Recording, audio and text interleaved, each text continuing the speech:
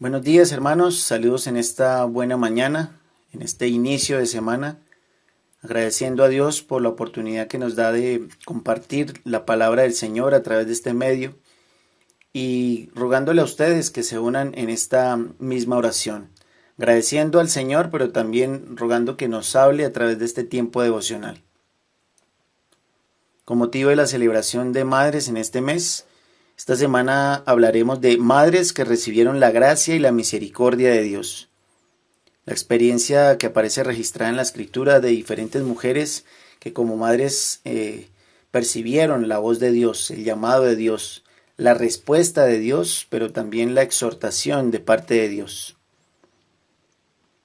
Para entrar en contexto de lo que habla la escritura acerca de la maternidad, tendremos que hablar de la primera madre registrada en la Biblia, que es Eva.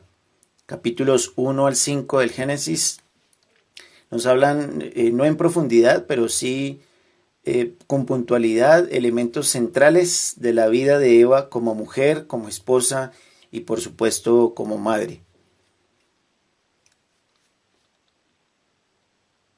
Capítulo 2, versículo 23, aparece la primera definición que aparece registrada de Eva. Es una apreciación que hace Adán. Adán, como plantea la escritura, es el primero que es creado.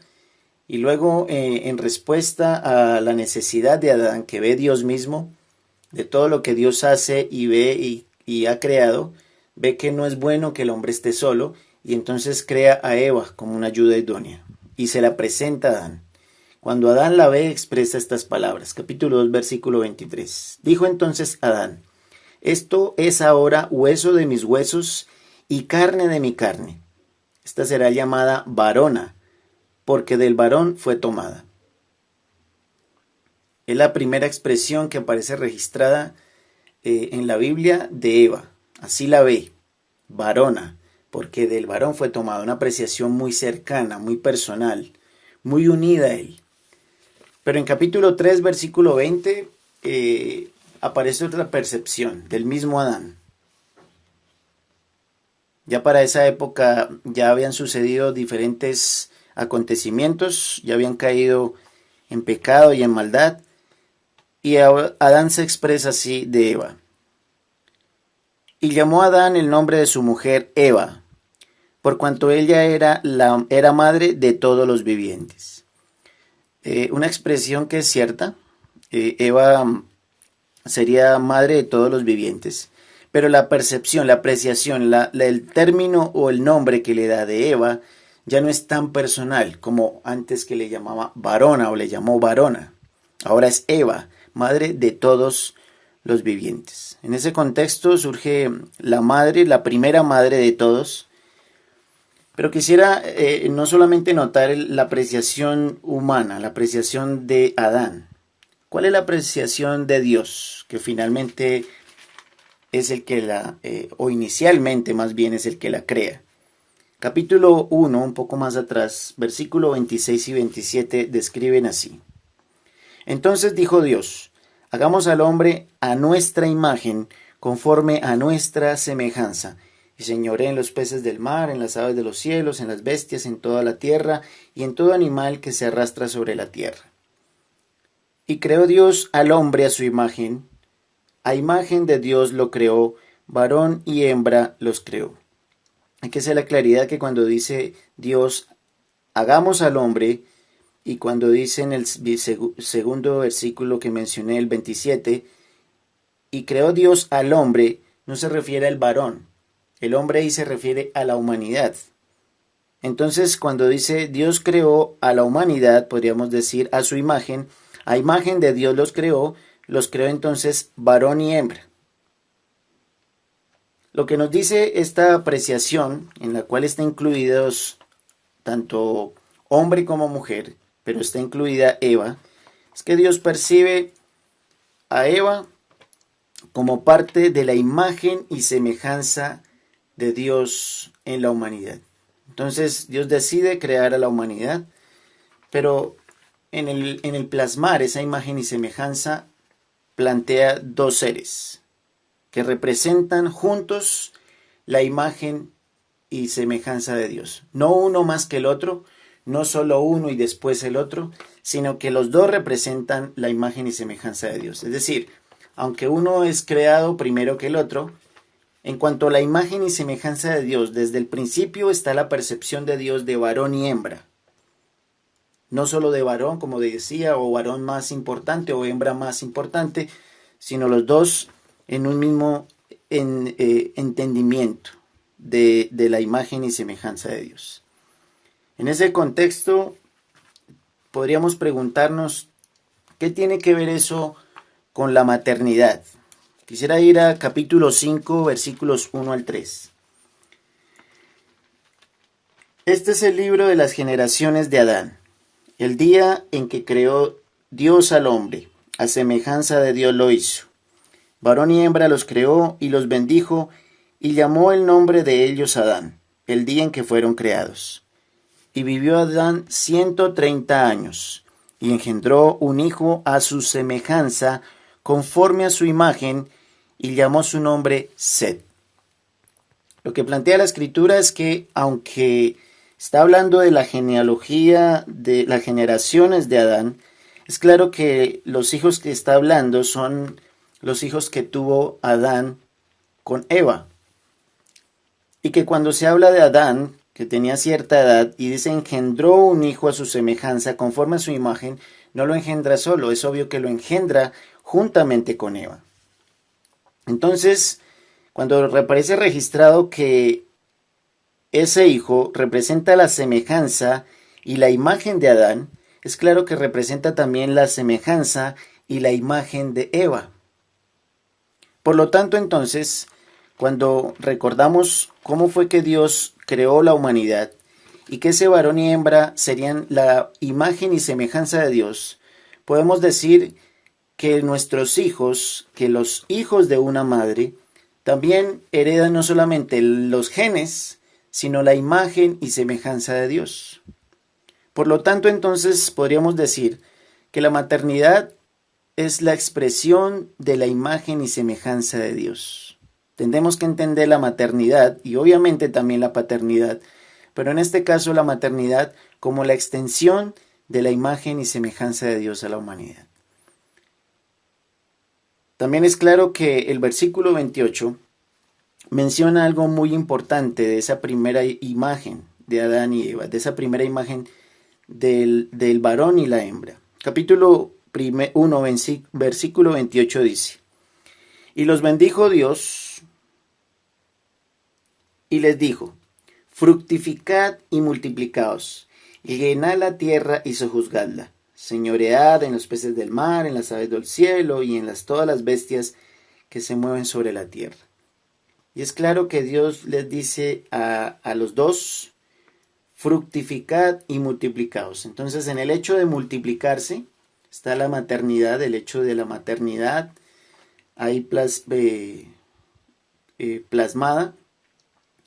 Pero también hay un anhelo de Dios y una bendición de Dios que es fructificar. Y cuando se habla de fructificar no solamente se refiere al primer término, que es multiplicarse, sino que el hecho de fructificar es disfrutar esa maternidad, disfrutar esa posibilidad de generar la extensión de la imagen y semejanza de Dios. Esto entonces plantea dos cosas importantes, hablando de la maternidad en su contexto. Uno, la gran confianza que tiene Dios en la humanidad, que tuvo en el pasado, y la gran confianza que Dios sigue teniendo hoy, al permitirle a la mujer hoy en día tener la posibilidad de ser madre. Sabemos que esto no es una realidad para todas, y la Escritura misma plantea que eso no fue una realidad inicial para muchas. Pero la posibilidad de ser madre en esta vida es un gran voto de confianza. Pero el otro aspecto que hay que reconocer es que también, a la vez que es un voto de confianza, es una gran responsabilidad, así como la paternidad también lo es. Hablar de maternidad es hablar de una gran responsabilidad, que muchas veces hoy, en el tiempo en el que vivimos, no se toma muy en cuenta. Se toma como un paso a veces más de la vida, como una decisión más. Pero la maternidad es una responsabilidad inmensa, porque no solamente tiene efectos en lo físico, en traer hijos a este mundo, sino que traemos la imagen y semejanza nuestra y la imagen y semejanza de Dios que heredamos. Entonces es un asunto de primera importancia entenderla. Por eso vamos al segundo aspecto, porque siendo una gran responsabilidad, la maternidad tiene que darse en unas condiciones. O Dios creó para que se formara y se diera la posibilidad de la maternidad en un contexto especial. Génesis capítulo 2 versículo 24 nos dice de esta manera: Por tanto, dejará el hombre a su padre y a su madre, y se unirá a su mujer, y serán una sola carne. Este es el principio del matrimonio, la realidad que quiere Dios con el matrimonio. Pero si somos claros que en ese matrimonio está involucrados el varón y la hembra, el hombre y la mujer, tenemos que tener claro que la maternidad es un ambiente o es una realidad que se debe presentar en el ambiente seguro del matrimonio, en el ambiente de seguridad de ser una sola carne. Es decir, la maternidad es segura, es propia en el contexto del principio de una sola carne. Es decir, en ese sentido de unidad del hombre y la mujer, en ese sentido de principio de una sola carne, es donde se debe presentar la maternidad.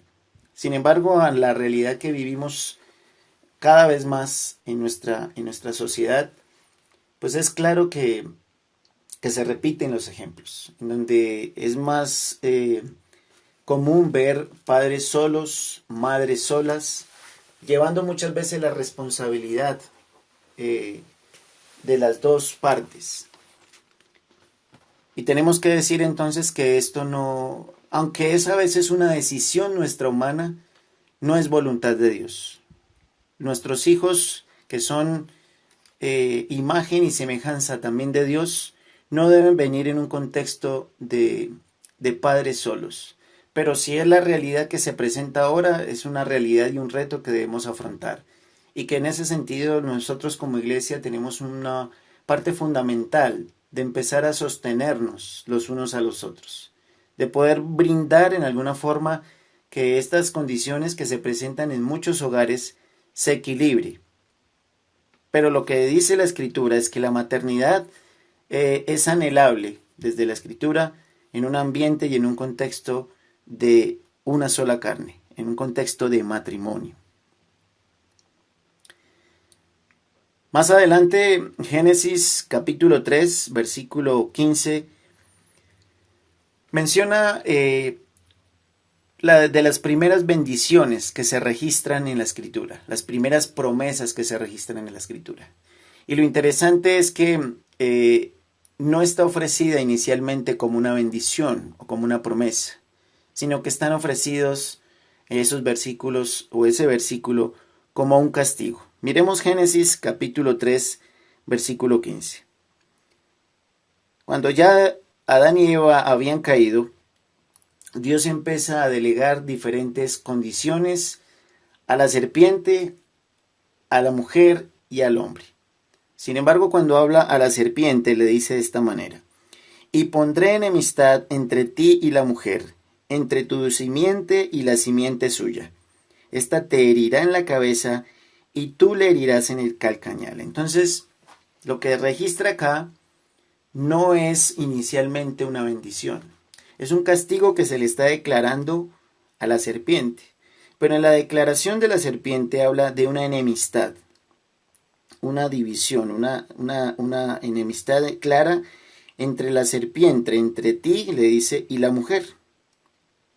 Según entonces este pasaje, este versículo, la enemistad se vería no solamente entre ellas directamente, sino entre tu simiente y la simiente suya, es decir, entre tu descendencia y la descendencia de la mujer. Y declara, esta, es decir, la descendencia de la mujer, la simiente de la mujer, te herirá en la cabeza y tú le herirás en el calcañal. Es claro que una herida en la cabeza es mucho más grave que una herida en el carcañal, que es fácil recuperarse de una herida en el carcañal que de una herida en la cabeza. ¿Y por qué entonces este contexto en el cual se ofrece juicio para la serpiente puede ser una bendición y una promesa para la humanidad? Porque es de la mujer y de su descendencia que vendría la solución para la derrota final y contundente de la serpiente.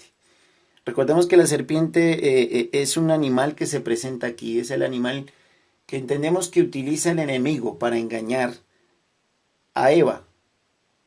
Pero entonces entendemos que esa serpiente está referida al enemigo y que en el futuro quien vendría en una condición humana sería el Señor Jesús, que derrotaría rotundamente, ese Jesús que nació de María, de una virgen, allí en Belén, y que vendría a derrotar rotundamente la muerte.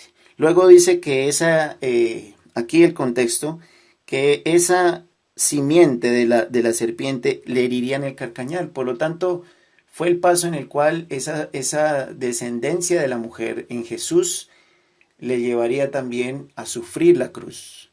Pero reconocemos que la cruz sería simplemente un paso pasajero, porque Jesús no se quedaría en la cruz, sino que resucitaría el tercer día. Pero el golpe que le daría Jesús a la muerte, al poder del enemigo, sería rotundo y contundente. Aunque no se vea rotunda y contundentemente ahora, es claro que la victoria es de nuestro Señor y que la simiente de la mujer hirió en la cabeza a la simiente de la serpiente. Y aunque le llevó esa consecución a la cruz a Jesús, llevaría en la resurrección a contrarrestar ese mal en el carcañal. Entonces, es en ese contexto donde está Eva, donde se representan las bases de la humanidad y que a pesar de la caída, Eva pudo experimentar la gracia y la misericordia del plan que Dios tenía a un futuro de restaurarlos no solamente a ellos, sino a toda la humanidad. Usted puede ver el pasaje, cómo interactúa Dios con ellos y cómo a través de la Biblia y a través del proceso y de la historia de Dios, Dios quiere restaurar nuevamente esa relación que Dios tuvo con Eva, con esa primera madre al principio. Entonces, ese es el contexto donde surge la maternidad y en donde la victoria de la humanidad vendría también a través de la simiente de una madre, a través de la herencia de una madre. Finalmente quiero terminar este devocional con capítulo 4, versículo 1, en donde la madre establece unos roles específicos ahí en la escritura y dice que 4.1 que conoció Adán a su mujer, la cual concibió y dio a luz a Caín y dijo, por voluntad de Jehová he adquirido varón. Esto lo expresa es Eva. Y capítulo 4, versículo 25, cuando tiene a Set, que sería, digamos que, el reemplazo, entre comillas, de Abel, expresa también se expresa en la misma forma Eva. Y a Set también le nació un hijo, el 25, y conoció de nuevo a Adán a su mujer, la cual dio a luz un hijo, y llamó su nombre Set, y ese nombre se lo da es Eva. Porque Dios dijo ella, me ha sustituido otro hijo en lugar de Abel, a quien mató Caín. Entonces vemos la trascendencia importante que representaría Eva, aunque aparece registrada la genealogía en Adán. Eva tendría obviamente el papel fundamental que tienen nuestras madres hoy en día en nuestra sociedad, que es de sostener, de fortalecer, de guiar en muchas ocasiones a sus hijos y llevarles por un rumbo que determina el seguir de sus vidas.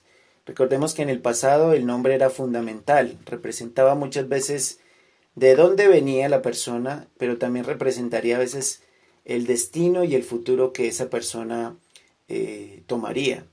Entonces, en este caso, en estos nombres, es Eva la que percibe eso y lo establece, esos nombres.